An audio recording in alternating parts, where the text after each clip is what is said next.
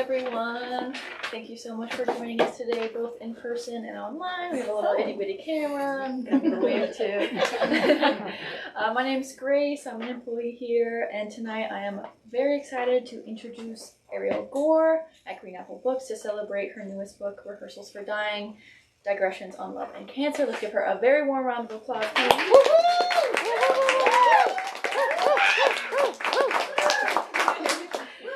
We like to open each event with a land acknowledgement. We are on unceded Remetush Ohlone land, and we believe that acknowledgement requires action, so we encourage you to donate either your time or monetary donation to an Indigenous organization every time you hear a land acknowledgement. We have details about how to connect with the Remetush Ohlone Land Trust at the back desk, where you can learn more about how to participate in this project of rematriation. I have some very brief business. This is a perfect time to turn off your cell phones if you haven't already. I think I just heard that pictures are okay, as long as they're flattering. The one man. Yeah. We also have a very robust event calendar this month, so if you want to check that out, it is on our website. And we also encourage you to purchase both the amazing book we are presenting tonight, which is for sale at the front counter that you pass on your way in, and other fantastic titles that we have in store. This helps us as a store and continue to put on events like this. It supports the authors who put their soul and heart into these books, and you get an amazing book at the end of it, so I think that's a pretty good deal.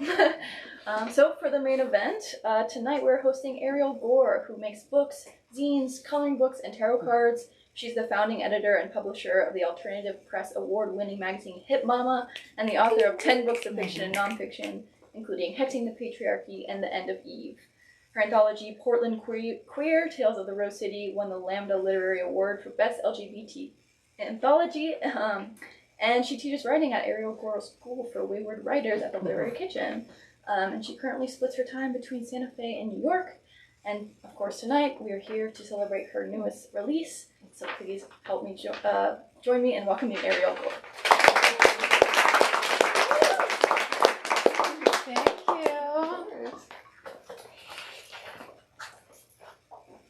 Thank you. I actually gave my apartment in New York to my daughter, so she's the one who lives in New York.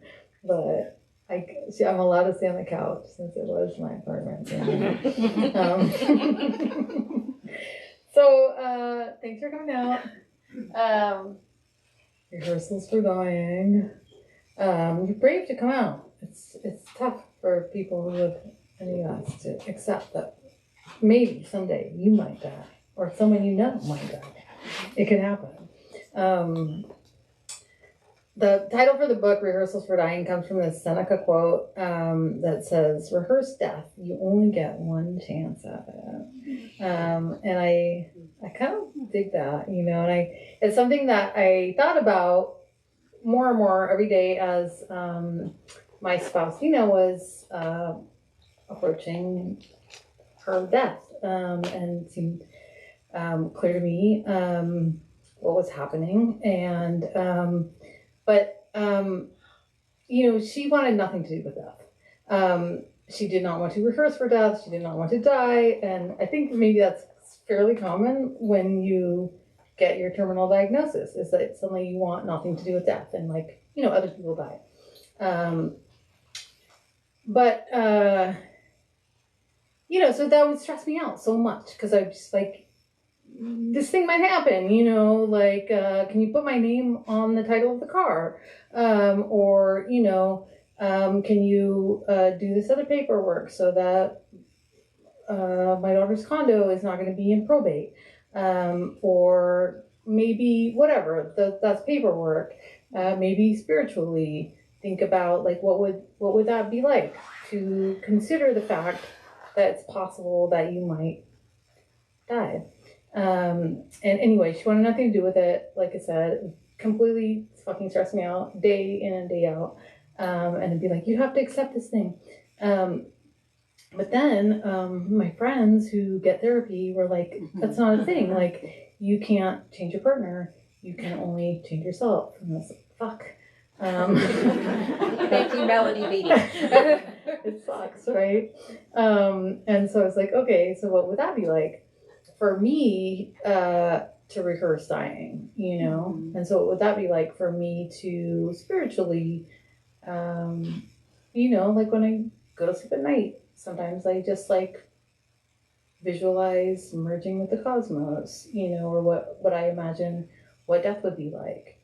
And you know, you don't want to do this if you're super depressed. Like it's not like suicidal ideation, but if you're like this side of super depressed, like it's actually kind of cool to like okay, I'm dying. Okay, like I'm on the moon now, or whatever. Or more logistical, like I'm gonna write down my passwords so that my loved ones don't have to like go to so much trouble to think of like, you know, their ex's favorite drink to know what your freaking password is to hack your bank account, so we could pay for your funeral.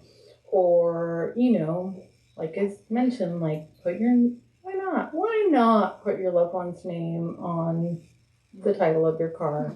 Why not? They probably won't steal it. They might, but you know, especially if you're possibly pretend you're gonna die.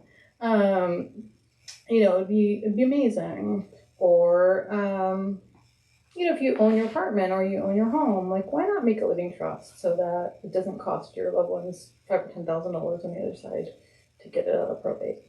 And all these things are a lot easier before you get your terminal diagnosis. I swear to God. So why not? Just do it. And you can always change it if you're like, that bitch is not getting shit. You know what I mean? Like you can always call someone and be like, end of that. You know, even like in hospice, you can just be like, that bitch. And that will be like, it's sacred. You know what I mean? Like people are dying and, you know, you can take that all back. But, you know, in the meantime, why not? Pretend you might die. And so spiritually, legally, rehearse stuff. Also politically, Audre Lorde says, what is there possibly left for us to be afraid of after we have dealt face to face with death and not embraced it? Once I accept the existence of dying as a life process, who can ever have power over me again? And that's kind of a famous quote from Audre Lorde, but like, remember it came from the cancer journals. That is like her facing her biological pretend you might die. It wasn't just a political moment, but it is also a political moment. You know, if you, you know, of course, like it's good to have discernment. Like that's not the hill I want to die on. That's not the hill I want to die on. But if you discover politically the hill you want to die on, all the better if you have been rehearsing death and you do not give a shit. You're like, I'm merging with the moon. Like I'm good, you know, and not, yeah, what could you possibly have to be afraid of? If you can just face this thing it's so challenging for everyone, of course, but for people living in the U.S. And enculturated in American culture, especially challenging, because we're never gonna die. Anyway, so I'm just gonna read to you. So yeah, rehearse your death, or if you don't want to, just listen to my stories. Be happy. This chapter is called Better Than Ever. The Albuquerque surgeon's office dripped with all the worst breast cancer decor, tiki lounge streamers, ribbons, a scroll that read, "You became a survivor the day you were diagnosed." Flamingo-shaped paper dolls, recruiting flyers for knitters who might want to knit prosthetic knockers, and a homemade poster that read, bafflingly, "Women are like angels. Even when you break our wings, we fly." Like always, the staff warned us to arrive early, even though we all know the surgeon arrives late. The nurse's aide said, "Okay, Dina, still not Jewish? Still no family history?" Dina said, "Still Jewish, still have a family history." She glanced at me and winked, but these questions got less funny every time we heard them. We waited. Another assistant came in, a white lady with long gray braids. She carried a pink yoga mat. Were we going to exercise together? A gold lotus pendant gleamed from her chest. She made doe eyes at us across the room. How are you? She said. 3 times. Finally, the surgeon came in, big tits and fake eyelashes. She sat down and wheeled her little stool right up to Dina's, way too close. I bit my lip hard because I wanted to give the surgeon a chance, but the sign on the wall about broken wings had pretty much been that chance now that I thought about it. I have to examine you, she insisted, staring Dina down. Dina ran her fingers through her crew cut, did as she was told, opened her flannel shirt, and lifted her sports bra. The doctor held each of Dina's breasts in both of her manicured hands, looked Dina in the eyes, and she said, Diana, I can give you the breasts of a 30-year-old. Just say the word. Some people think of this diagnosis as a blessing. Oh. Dina mouthed to me, Mac, Daddy. Let's call this surgeon Dr. Inappropriate. I looked at the yoga assistant lady as if surely her mouth would be open aghast, but I guess she was used to this doctor's sales pitch. Dr. Inappropriate narrowed her eyes, then glanced at me like she was really putting 2 and 2 together now. Or maybe you'd like to be flat-chested? I laser glared into the doctor's brain, imploring her to back up off Dina.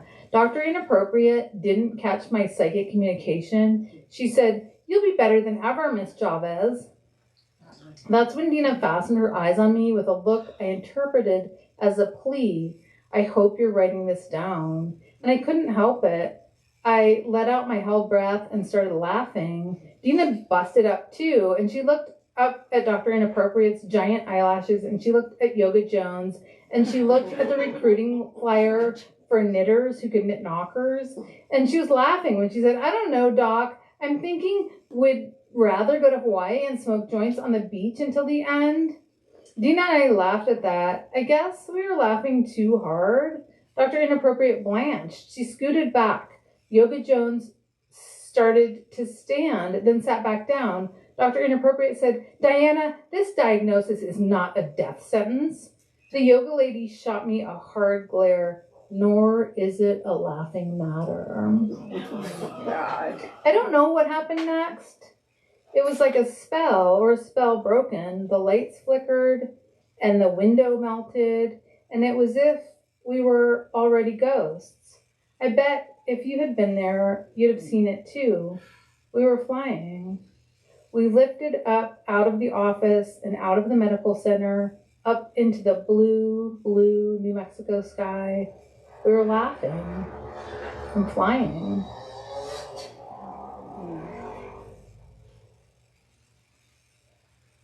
I was going to read these like in order of how they appear in the book, but I'm actually going to go back a sec.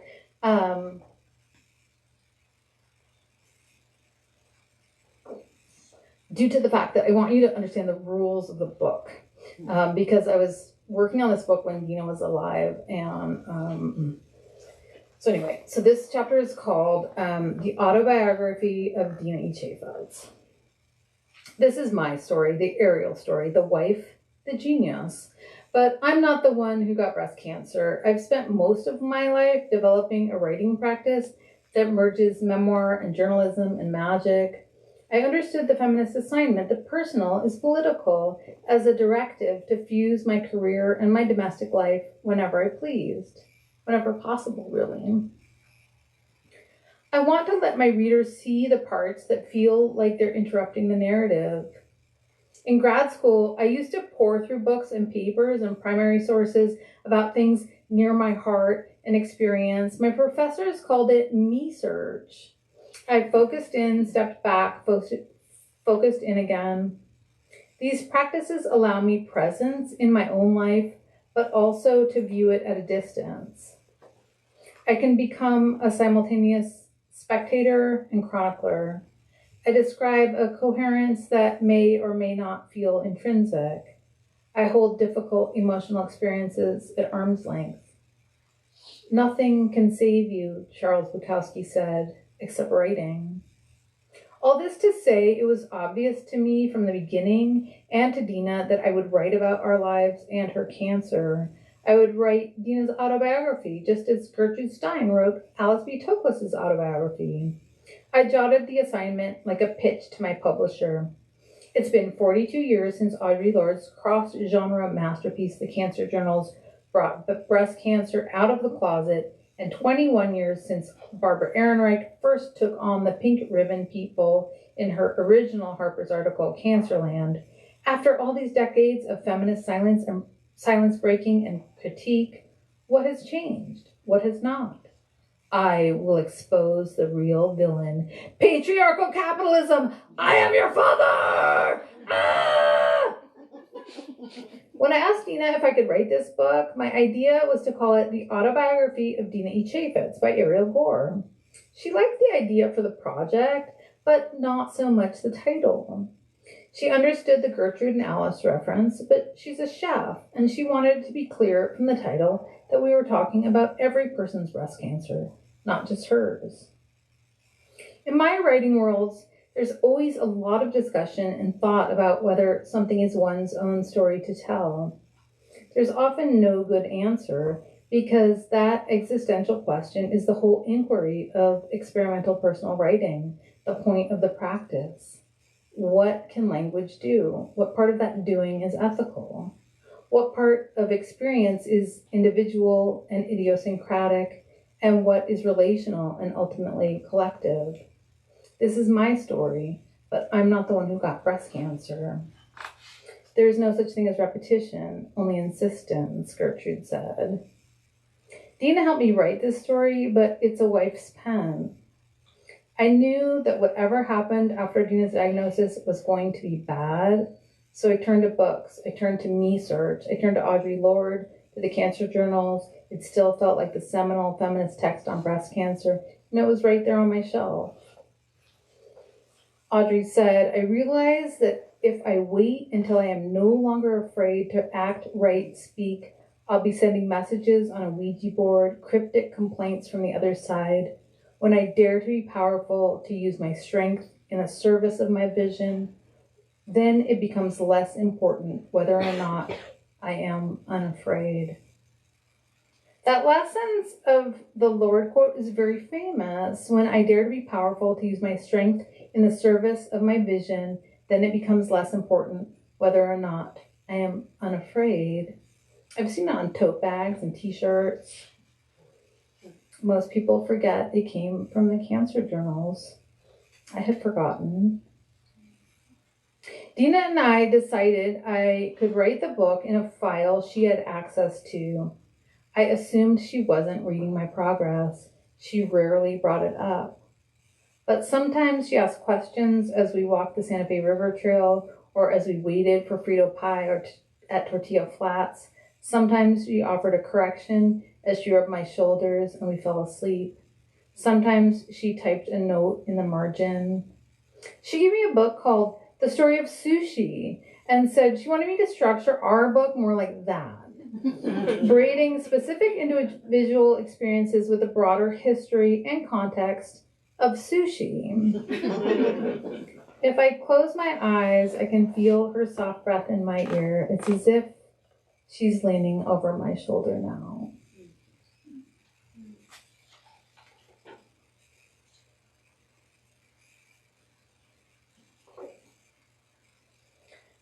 This chapter is called Becoming Amazons. Once, in the before time, Dina and I drove our Jeep up to 10,000 Waves, a Japanese spot in the foothills of the Sangre de Cristo Mountains above Santa Fe. I wanted to save a buck that day, so we agreed to use the communal pools and sauna instead of paying the couple $100s we usually did for a private tub. Once inside the spa doors, the music and the scents of pine and yuzu set my mind at ease. After checking in, we clutched our towels and robes, made our way outside, and turned left into the women's changing room. That's when a shriek pierced the day. Ah! Was someone being attacked? A clothed woman pointed at Dina and screamed. She stripped off her t-shirt and shook her bare breast toward us, yelling, "Is this what you wanted to see, you dirty old man?" Dina backed up fast. "I'll ask if they have a private," she mumbled, then disappeared out of the changing room. The woman did not stop screaming until her friend placed her hand on her bared shoulder and said, "That was a woman." I scurried out and met Dina back at the check-in desk where everything had smelled of pine and hope. "They don't have any privates," Dina said softly. I grabbed her hand and we left fast. Went to get lunch somewhere people might not feel afraid in the presence of an old-fashioned butch femme couple. "You would think that my double D-dips would give me away," Dina muttered, but she was too mortified to laugh at herself. In the cancer time, or new time, my cousin Cindy messaged, "Dina will become an Amazon." I had no idea what she meant by this, so I looked it up. I found out that it's what people say about getting a mastectomy. It's part of the warrior metaphor used because some texts suggest that ancient Amazons either had no breasts or had their right breast removed so that they could better draw an arrow.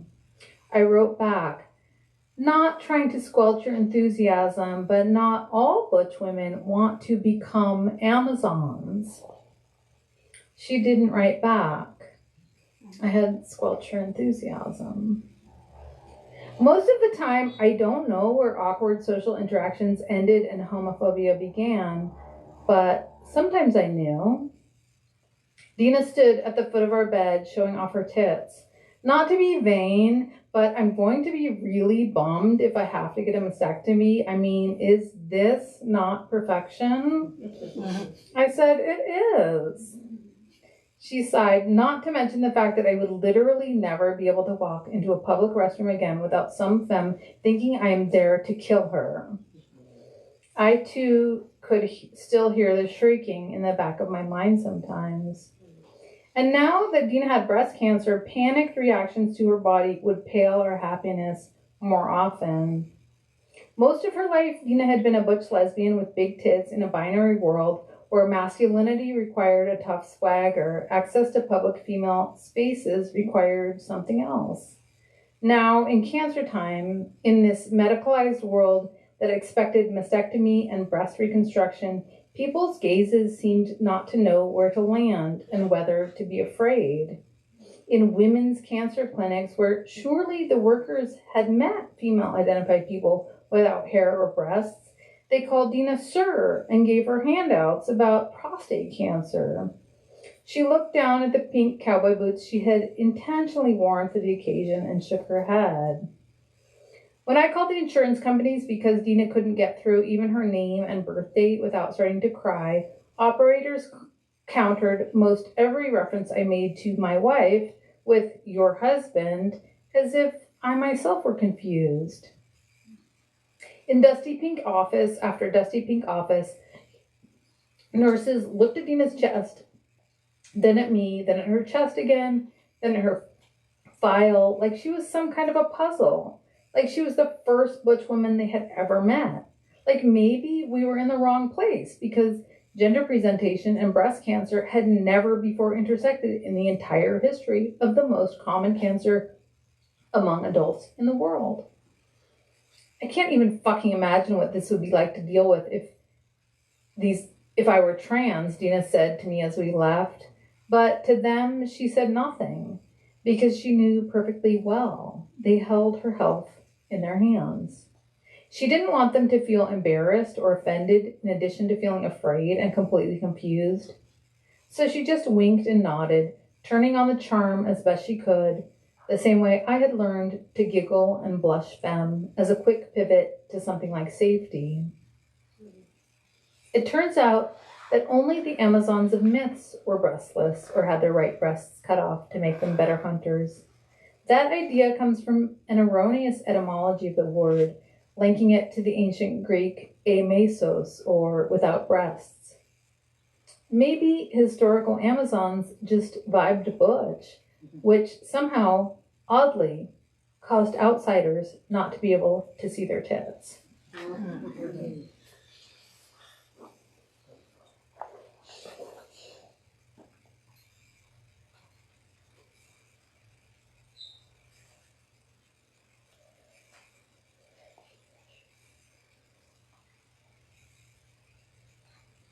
Okay, this chapter is called Killing Us Softly with Our Medical Bills. The Santa Fe Cancer Center sent us a bill for $10,406. Dina's eyes narrowed and widened. She swallowed hard. She said, I have to go for a drive. And she picked up her keys. I waited at the table, wondering if I should have stopped her, worried she was on her way up to Taos to drive her Jeep off the edge of the Gorge Bridge. Then they sent a bill for $88,716. We vaped and laughed. They sent a bill for $177,942. Dina blanched, rushed to the bathroom to throw up. She had never had student loans, and now she was even more in debt than me.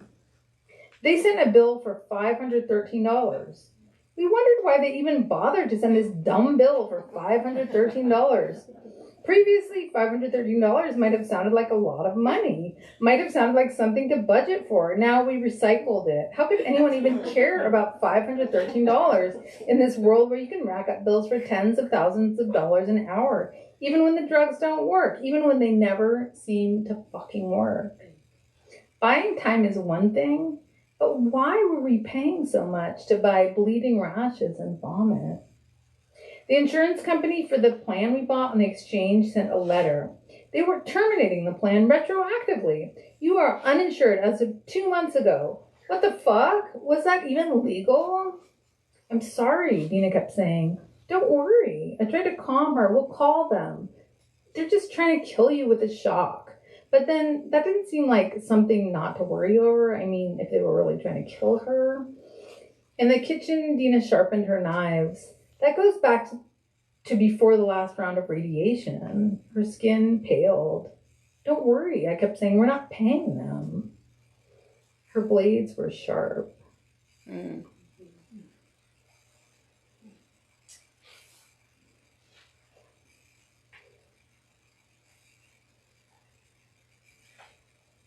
Okay, this chapter is called On Being Middle-Aged.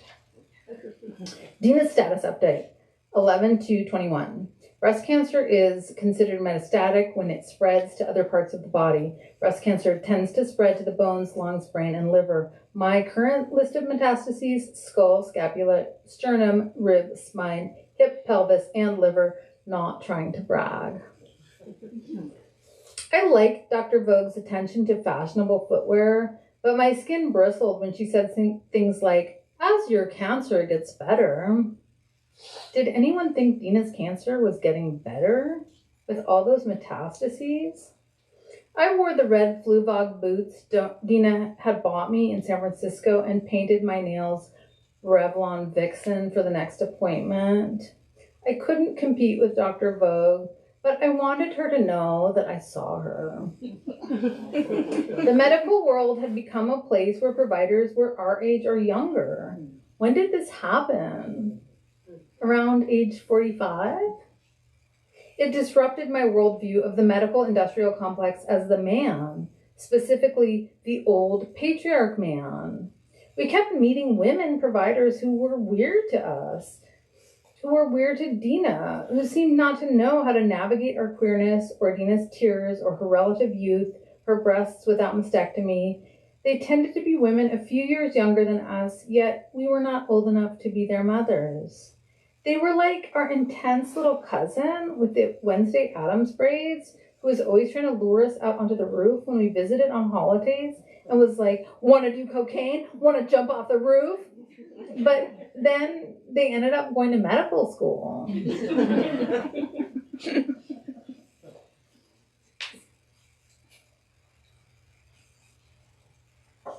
Okay, this is the last chapter I'm going to read you. It's called Good Value for Money. Dina's status update, 5/22/22. My copay for one medication just now was $95. I asked the pharmacy person how much if she didn't run it through insurance, and I just pay out of pocket $15. So that's a thing to know. In the days after that first IV chemo infusion, Dina slept. Occasionally, she got up quickly and rushed to the bathroom to throw up. I set a plastic bucket next to the bed. Sometimes she woke screaming from the bone pain caused by the medication they gave her to make her hyperproduce marrow so the chemo wouldn't cause a deadly infection. Sometimes she woke with her hands on her chest. Sometimes she seemed to have a hard time breathing. The list of side effects for this drug included heart rhythm problems and fainting, nerve damage, and breathlessness. I fell asleep in the crook of her arm and woke when she seemed to convulse. Are you okay? I don't know. My sleep had become the anti-rest of new mothers. I nodded off my ear to her heart, and I dreamed of the night trains that would take us far away from here, away from the crucifixes and the liquid treatments, away from Dr. Vogue and all her good fashion. The dream train lurched and swerved. My heart keeps stopping, Dina gasped. I think I need to go to the emergency room. I could hear the coyotes outside. I texted Max so he'd know where we'd gone when he woke up. Everything is okay. We just had to run up to the hospital. Bagels in the freezer. Can you feed the cats? It wouldn't be the first time he woke to such a message. Dina put on her Nuevo Mexico beanie, her Converse sneakers.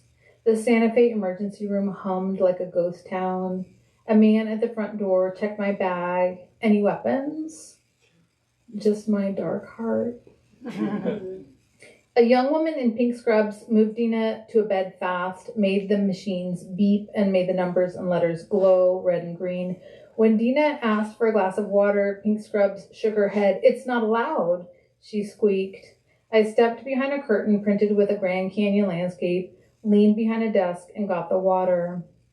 It's not allowed until she's seen a doctor, Pink Scrubs said. And you did your job by telling us that. Dina glared at me, appalled, but she took the water.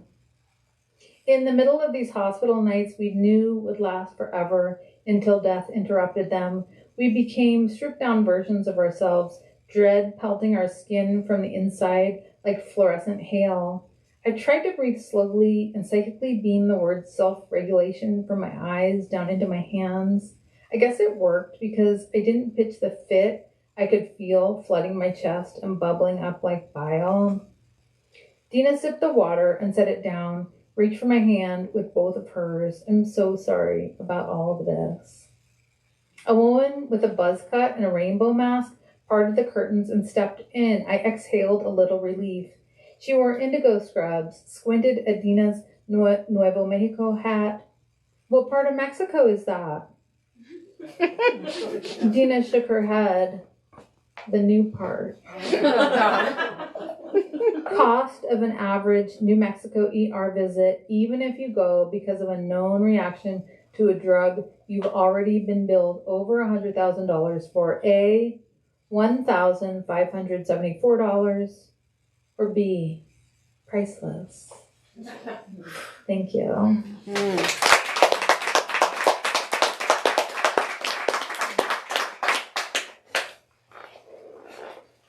Do you have any questions? I am unoffendable. So, could be about anything. Yes, darling. One of the things I loved about the book is the clueless doctors. And did you run into any clueless social workers? Because when my mom got sick. Just one or two. Yeah. Okay, three. Yeah. Yeah. The first extra special social worker we met, really like bonded with Dina, and so wanted to tell Dina how hard her job was, which is totally understandable, and yet you're just like, oh my God, like what is happening right now? And so there was this whole thing, like, And at the, at the sort of punchline of the scene as a writer, but it's not the same as humans. But like, and Dina's just was nodding and saying like, it sounds like it's really hard for you.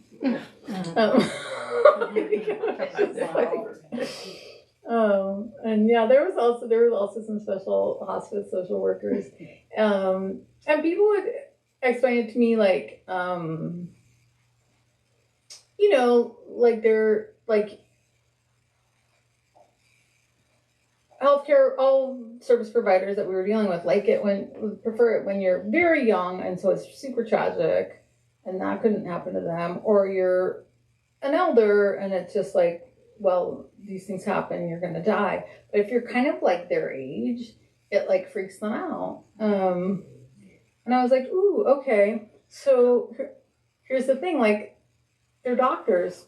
Don't they have like health insurance? And they could get like therapy? But it wasn't like that. But, yeah. It's tough. Like, I don't know what to say. Like, I mean, I don't know if there's a thing, like, there's an equal thing like a writer. Like, that people could, like, call me out on. Be like, well, you're a writer. You should understand this thing. But I think that's probably why, like, that's why I'm not a doctor or a social worker. Because these people, but I thought so anyway. Like, I probably would be better at it because you all gotta be fucking kidding. Yes. I love the idea that she went in and was like doing comments on what you're writing. Did you ever carry notebooks around, and did she ever get irritated if you're writing? Yeah, 100%, all day, every day. I mean, but that's the thing. Like when we met, like I was working on a memoir about my mom dying, and so that was sort of like part of my who I am, like, so it's like, it's not as bad as like, it's like your sibling or something that's not their fault that they are with you. Like, like this, like it was Dina's fault. Dina put herself in this position where it's just like, you know what I mean? Like you marry a memoirist, like what do you expect? Yeah. And also, I mean, I think it sort of, pleased her to, know that she was also, no matter what would happen, she would certainly be the star of this book, you know what I mean? Whereas in the previous book, when she met me, The End of Eve, she was just sort of a side character. So, I think it pleased her that she was, what were the chances she's not going to be the star of this book? But at the same time, and I think part of the reason that she approved of the book is that, and us writing it so quickly and in real time, was that she did get to have some say. Whereas like, oh, is it really okay that I write this book? It's like, well, maybe it's not okay, but it's better than the other version that you're going to write in 10 years where I did not get a comment in the margins, you know what I mean? At least this version, like we get to turn in like this draft that's pretty close to completion while I'm in hospice. And, I can't control the last things you're going to do in the last few weeks, but how much room do you have? It's already 300 pages,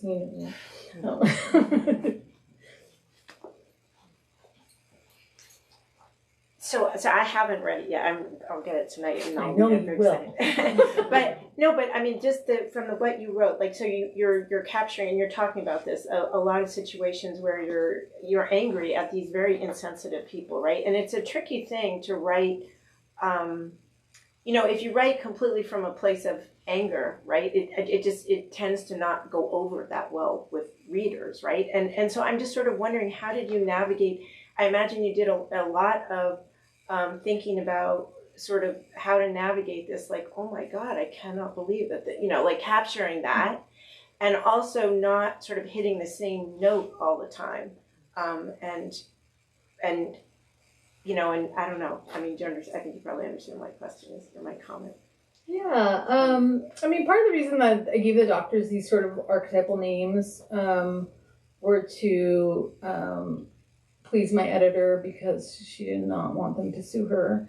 But part of the reason, more importantly, is just like, these are the people that you will meet in the system, and I try to, a couple times, like overtly in the text, say like, make it clear that I understand that it's not them. It's not that they're like weak, degenerate people, although they may be. I don't know.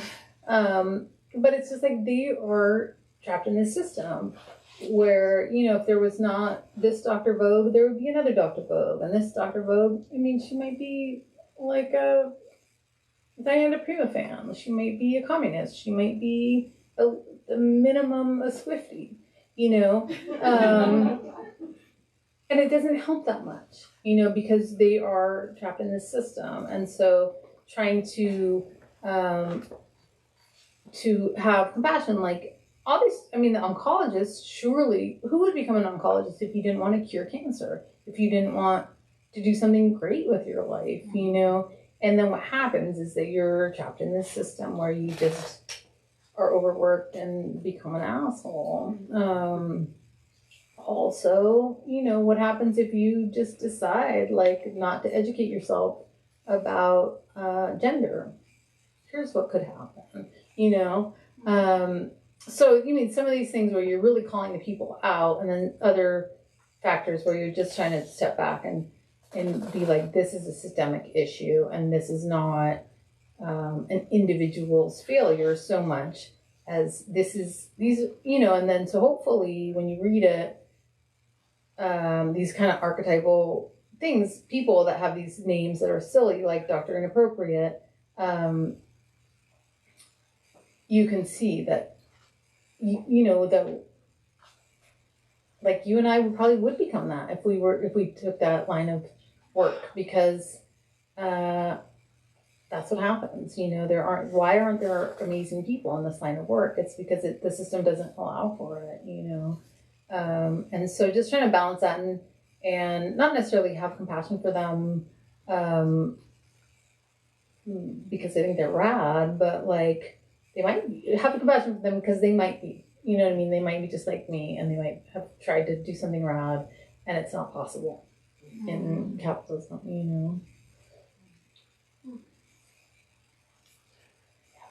Yeah, I went, that's kind of a follow-up, because I was going to ask you, I have a particular negative affinity with Dr. Vogue, because I have met her Right. Quite a few times, and She tends to have good shoes, like I do, but I'm not a doctor. I was going to ask if you ever thought of sending some of these people a copy of the book.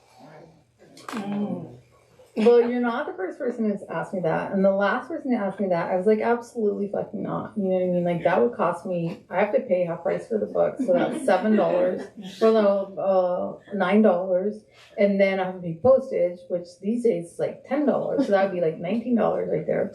And I'm like, no, like I'm already sunk on this. But then after that, I went back to Santa Fe for a couple days, and I got a letter from the UNM Cancer Clinic that Dr. Vogue has gotten a new job somewhere we can't know, and she's leaving UNM. And so I was like, I'm sending her the fucking book. And so I did. I sent her the fucking book like a week ago. So I don't know. I was like, I don't know if you're going to like my book, but I thought it would be a good reading for you on your way to the next chapter of your life, whatever that might be. So I did send Dr. Vogue the book, but not the others. So we actually kind of like Dr. Vogue, like about all the people. Like there's like Dr. Ego, hopeless. Dr. Inappropriate, hopeless. But Dr. Vogue, like, I feel like, you know, she'll probably read it. I actually kind of think she'll read it. It might not help, but anyway. But yeah, so I sent it to Dr. Vogue. She'll reply and say, I'm glad you appreciated my outfit. My fashion, yeah. Yeah, I think she might reply. Or not. And she'll psychically reply, and I'll psychically reply back.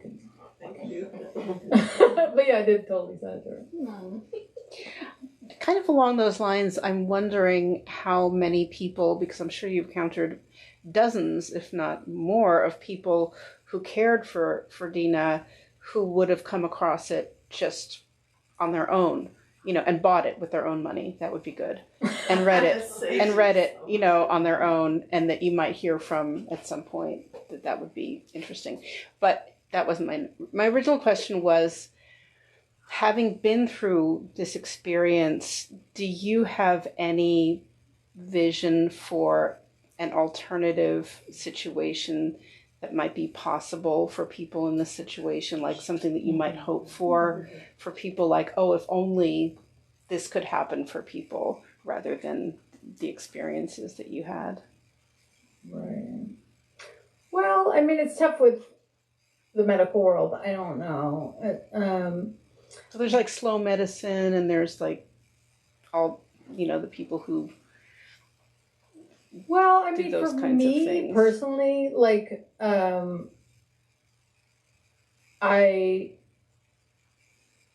like the idea anyway of accepting death and accepting, like, if you have a terminal diagnosis and there's not a reasonable chance that you're gonna beat that, what could you do, kind of psychospiritually, to come into acceptance of that? And that is something that we all have to do, regardless of how we're gonna die. Like watch an old movie. All those people are dead. Like, it doesn't happen that you don't die.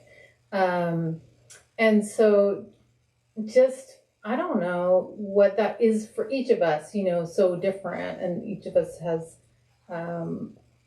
like when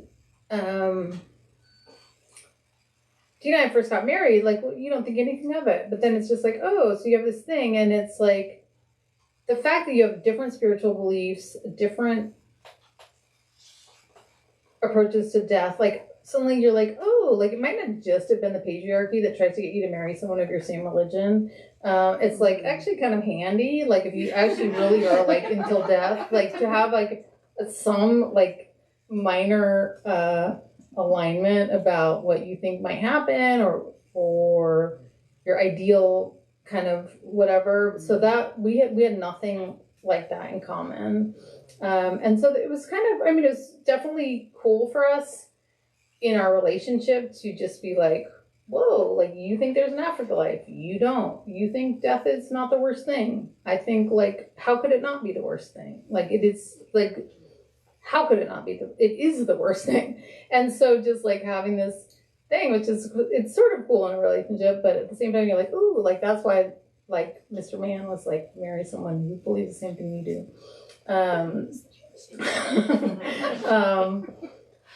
But the one piece of feedback that I've gotten from the book that I think is really nice, that I really like, is that people have said that everyone knows someone who has cancer. I mean, we certainly all know someone who might die, since we know someone.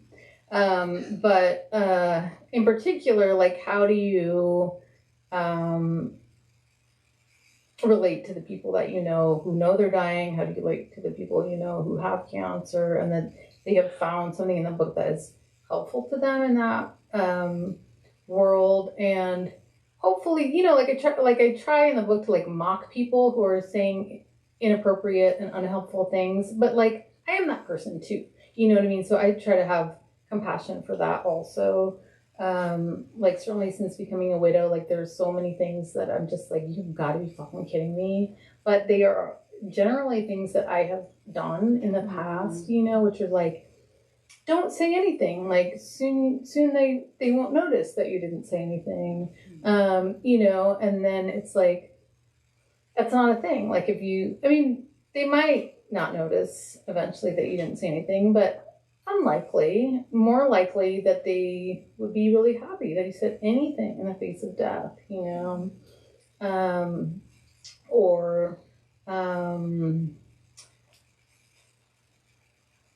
just like trying to, and like this whole thing of like, what should you say?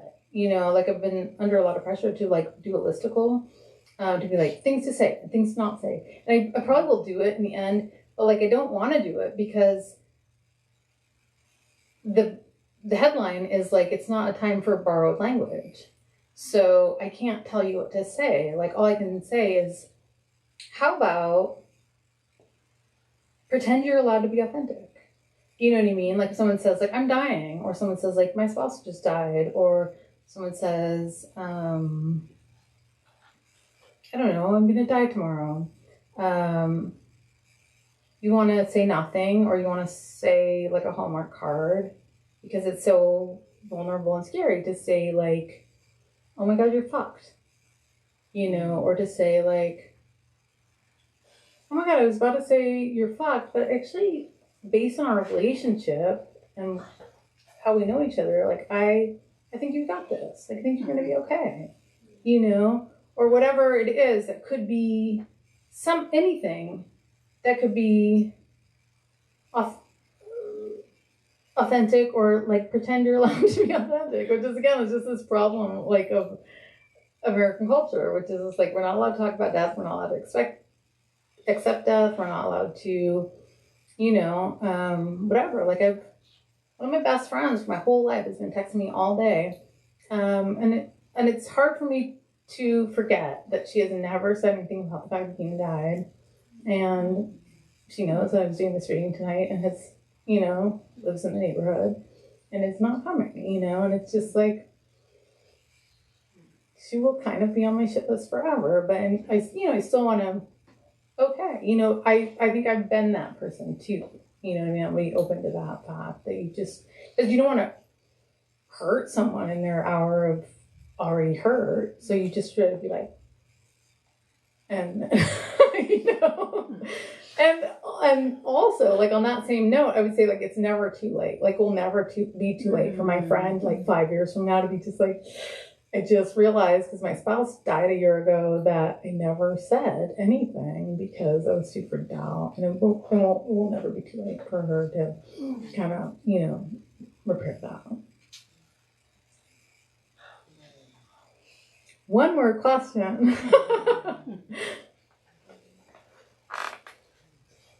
So when you read the rules of the book and talked about Dina wanted it to be the story of sushi, I was thinking about, cause I read that, and then when you read it again, I thought about how you've kind of weaved together, you know, something about the medical establishment and what's not working, and the personal experience and the embodied experience of others. It is the story of sushi. It is the story of sushi, and I just admire how you did that. Oh, thank you. Did you have a question too, or should we let Crystal ask a question too? Because there's only one more question. I appreciate you. Excuse me if this is provocative, but Please, we want you for both. I like I feel really curious about, you know, a lot of people say you're not supposed to write about things while you're steeped in metabolizing the grief or like the emotions around the thing. So I feel really just like impressed, one, that like how on earth did you write this like during the experience in which it was happening, but curious about your process of like what was that like, and like what is it like now as you're touring with the book, like so without so much space, like in conjunction to Yeah. In memoir writing, we say, write from the scar, not the wound. And so you're not allowed to write about something that's really actively happening and bad. And I don't know, it could be bad. I don't know. You be the judge. But by the same token, like I feel like just from a writing teacher perspective on that, the main thing is to just be acknowledging like what your project is. Like what is your project? You know, like I am writing from real time, like my spouse is dying on the page. She doesn't want to die. She is okay. She's approved this book. But we are literally like arguing in the book about how the book is going to end. And she's like, we need to end it. Like, I don't want to die in the book. And I'm like, okay, let's brainstorm other ways we could possibly end this book. So we've already discussed over the years, like my feelings on plot structure. And so, you know, like it's this whole thing. And so I just feel like you can do something in real time, or you can do, well, not only do something in real time, but you can do anything you want as a writer, as long as you're transparent with your reader about it. You know what I mean? Like, I'm not saying in this book, like, I feel rad and healed and all those type of things. You know, like, I might write about this same experience at a future date and from a different perspective, and you might like it better. You know what I mean? Like, I could write from a healed perspective, possibly, should that come to pass. So I just think it's important to, from a writing perspective, to just be honest about what your project is. And if it's like, and I mean, from old school, like Hip Mama, like parenting writing, like that was my project in those days. Just like write from like, I am giving birth right now and it fucking hurts, you know? And that's, as long as you're honest about like, that is what I'm doing. I'm not writing about like birth as a metaphor. Like I'm writing about like, you know, that people are cool with you. Like they don't feel grumpy that your shit is rough, you know. So like that. Just tell them what your project is. And then then people feel fine, or they don't. And then they don't read it and they're fine too. You know, I mean, they're like, I don't want to read that kind of project. Like I want to read from the scope. Okay, so I've been told it's time to shut down, and appreciate you for coming, and you should buy books right here at Green Apple, because this is the most delicious bookstore of all time. Yeah. And I don't have them here to show you, but there's also a zine that Dina made called Kittens, Blunts, and Metastatic Breast Cancer that you should also buy. Is right here. And so then the bookstore has those too. Which is very rare because there's only like 15 left in the whole planet.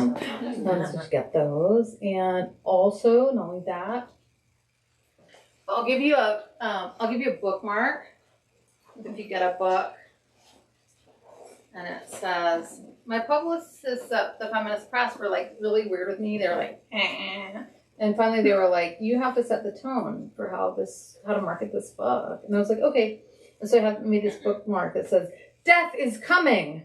Read more books. Yeah. And so then they were like, okay, I get it. All right. Thank you. Good for you.